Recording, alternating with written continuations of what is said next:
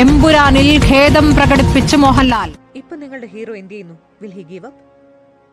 മുറിവേറ്റ സിംഹത്തിന്റെ ശ്വാസം ഗർജനത്തെക്കാൾ ഭയങ്കരമായിരുന്നു.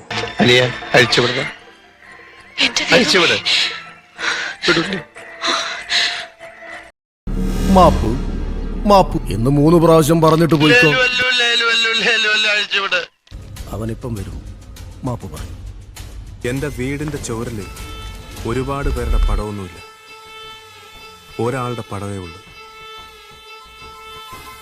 എന്റെ തന്തയുടെ മാപ്പ് ജയം പറയൂല. അഴിയെങ്കി അഴി, കയറെങ്കി കയറ്. യുദ്ധം നന്മയും തിന്മയും തമ്മിലല്ല, തിന്മയും തിന്മയും തമ്മിലാണ്.